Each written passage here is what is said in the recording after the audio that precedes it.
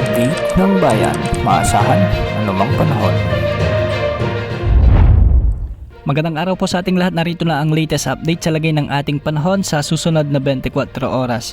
Nabuo na bilang bagyo ang low pressure area sa silangan ng Central Luzon at pinangalanan na ito bilang bagyong Dante. Ito yung ika-4 na bagyo na nabuo sa loob ng ating area of responsibility ngayong taon. Huli itong namataan ng pag-asa sa layong 1,120 kilometers silangan ng Northern Luzon. Taglay nito ngayon ang lakas ng hangin na umaabot sa 45 kilometers per hour malapit sa gitna at pagbugsong umaabot ng 55 kilometers per hour.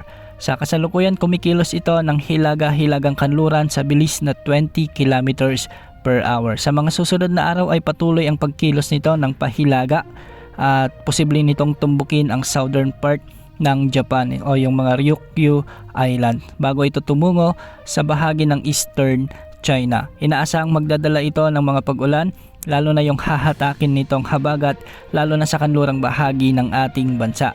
Samantala, isa pang LPA ang namataan. Huli itong namataan sa layong 155 kilometers silangan ng southeast ng Basco, Batanes. Sa ngayon ay nasa katamtaman pa rin ang tsansa nitong lumakas bilang bagyo sa susunod na 24 oras. Ngunit kung pagbabasehan naman natin ang ginagamit nating wind model ay magiging pakanluran or timog kanluran ang pagkilos ng LPA na ito at may posibilidad din na mabuo bilang bagyo habang ito ay nasa West Philippine Sea sa mga susunod na araw. Bahagya itong lalapit sa kanlurang bahagi ng Northern Luzon at posibleng magdulot din ng mga pag-ulan ang kanyang outer rain band lalo na sa Ilocos region. Samantala, isang LPA pa ang namataan sa silangang bahagi ng ating area of responsibility at namataan ito sa layong 2,705 kilometers silangan ng Eastern Visayas. Sa kasalukuyan, nasa katamtaman din ang tsansa nitong lumakas bilang bagyo sa susunod na 24 oras. Ngunit malayo ito sa ating kalupaan at hindi rin inaasahang lalapit or papasok sa ating area of responsibility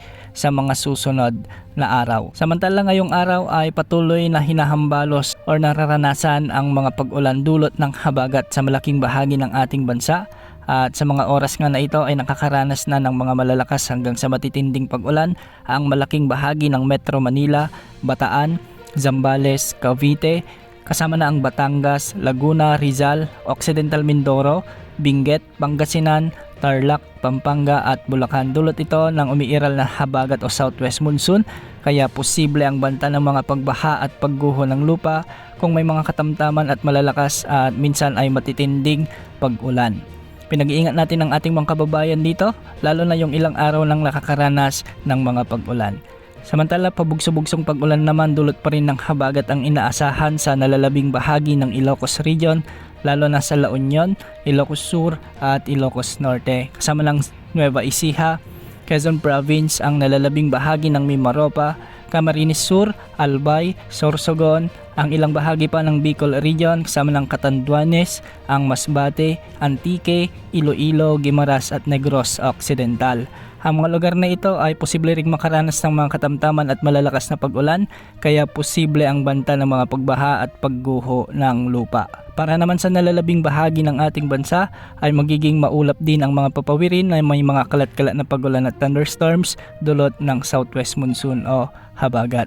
Hindi rin inaalis ang banta ng mga biglang pagbaha at pagguho ng lupa lalo na kung may mga umiiral na severe thunderstorms. Para naman sa lagay ng mga pag-alon sa ating mga karagatan, ang kanlurang baybaying sakop ng Luzon ay posibleng umabot hanggang 3.1 meters ang mga pag-alon. Para naman sa nalalabing baybayin ng Luzon at ang eastern section ng Visayas ay posibleng mga pag-alon hanggang 2.5 meters. Ganitong pag-alon rin ang inaasahan sa nalalabi pang bahagi ng ating bansa. Antabayan na ng mga susunod na update lalong-lalo na sa bagyong Dante dahil posible muli ang paghatak nito ng habagat na magdadala ng mga malalakas na pag-ulan sa kanlurang bahagi ng ating bansa. Yan muna ang lagay ng panahon. Ito po ang weather update ng bayan, maaasahan anumang panahon.